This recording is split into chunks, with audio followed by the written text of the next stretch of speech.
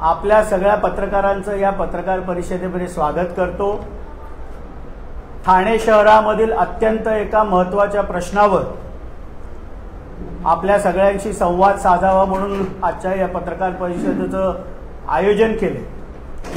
गेले 3-4 दिवस संपूर्ण ठाणे शहरामधनं कचरा उचलला जात नाही आणि शहरातील अनेक भागांमध्ये कचऱ्याचे ढीग हे दिसायला लागलेले आहेत। ठाणेकरांच्या बद्दल आस्था असल्यामुळे या प्रश्नावर राष्ट्रवादी काँग्रेस पक्षाने भूमिका घ्यावी म्हणून ही पत्रकार परिषद आज आयोजित केलेली आहे। गेले 3 वर्ष महासभा नसल्यामुळे सर्व अधिकार हे प्रशासक म्हणून ठाणे महानगरपालिकेच्या आयुक्ताकडे आणि त्यामुळे जी ही अव्यवस्था कचऱ्याबाबत झालेली आहे याच्यासाठी संपूर्णपणे प्रशासन जबाबदार आहे। महापालिकेमधील मुजोर अधिकारी, पात्रता नसलेले अनेक वर्ष त्या पदावर असलेले अधिकारी, कोणाच्या शैक्षणिक पात्रतेबद्दल प्रश्नचिन्ह, कोणावर भ्रष्टाचाराचे आरोप, म्हणजे व्हॉट्सॲप ग्रुपमध्ये तर सहाय्यक आयुक्ताचा रेट किती नियुक्ती करण्यासाठी हे देखील व्हॉट्सॲपवर जी चर्चा होते हे ठाण्यासाठी दुर्भाग्याची गोष्ट आहे। आणि घनकचरा गेले 3 दिवस जो उचलला जात नाहीये, आपण बघितलं तर वागळेला आंदोलन झालं, इथे कचरा आणू नका, पण कुठलीही पर्यायी व्यवस्था झालेली नाही। मला आठवतं की कोविडच्या काळामध्ये 32 किंवा 30 कोटी रुपये खर्च करून युरोपहून काहीतरी मशिनरी आली। आता देखील 2500 किंवा 2700 कोटीचा ठेका शास्त्रोक्त पद्धतीने घनकचऱ्याच्या व्यवस्थापनासाठी काढण्यात आलं। त्या टेंडरची कालबाह्यता संपल्यानंतर देखील ते टेंडर ओपन केलं जात नाहीये। मुंबईमध्ये कुठल्या एका ठेकेदाराचं 1400 कोटीचा ठेका माननीय राज्याचे मुख्यमंत्री देवेंद्रजी फडणवीस साहेबांनी रद्द केल्यानंतर त्याला ठाण्यात ऍडजस्ट करण्यासाठी म्हणून तर ते टेंडर ओपन केलं जात नाहीये का, हा मोठा माझा प्रश्न ठाणे महानगरपालिकेचे आयुक्त सौरभ राव यांना आहे। आज अधिकाऱ्यांच्या नाकर्तेपणामुळे संपूर्ण ठाण्यामध्ये कचरा जागोजागी जमा झाला आहे। ठाणेकरांच्या जीवाशी खेळण्याचा हा प्रयत्न आहे। पुढच्या 3-4 दिवसामध्ये याच्यावर जर तोडगा निघाला नाही तर राष्ट्रवादी काँग्रेस पक्षातर्फे ठाण्यातील कचरा आम्ही महापालिके मुख्यालयाच्या गेटवर नेऊन टाकणार। आता अतिमुजोरी महापालिकेतल्या अधिकाऱ्यांची झालेली आहे। कायम आपण करू सो कायदा ह्या पद्धतीने गेले 2-3 वर्ष ठाणे महानगरपालिकेतल्या अधिकाऱ्यांचं वर्तणूक आहे। आज कचऱ्याचा प्रश्न खूप भयान स्वरूपामध्ये ठाणेकरांना गेले 3-4 दिवस भेडसावतोय। राष्ट्रवादीच्या या कार्यालयापासून अगदी हाकेच्या अंतरावर सगळ्या घंटागाड्या उभ्या आहेत, ज्याच्यामध्ये कचरा तसाच आहे भरलेला। आणि आत्ताच काही वेळापूर्वी आजूबाजूच्या नागरिकांनी तिथे मोर्चा काढला होता की इथनं हा कचरा हलवा।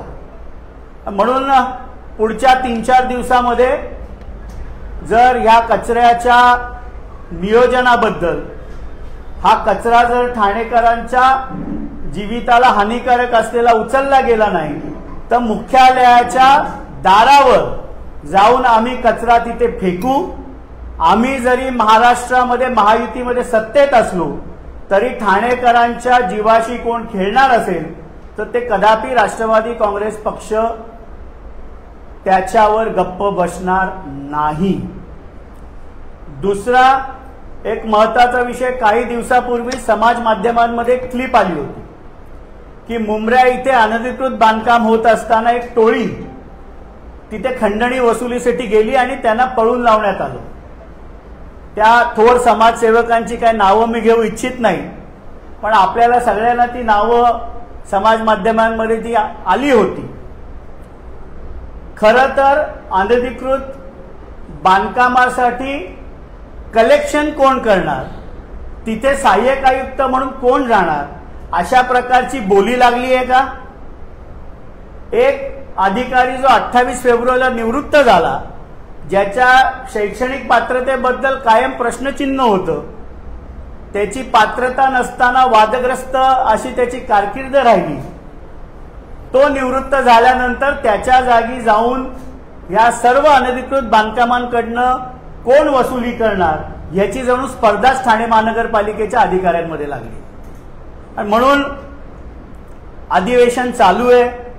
माजी आयुक्तांना विनंती आहे की मुंब्रा इथे सहारा सिटी असेल, खान कंपाऊंड असेल, इथे स्वतः आपण जा.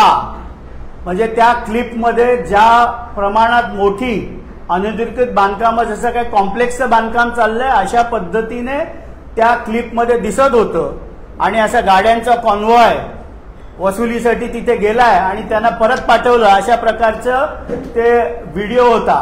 माजी आयुक्त सौरभ राव यांना विनंती आहे की केबिन मधनं बाहेर पडा, मुंब्र्याला जाऊन स्वतः अनधिकृत बांधकामाची आपण पाहणी करा. आपले खालचे अधिकारी केवळ वसुलीच्या मागे लागले आहेत.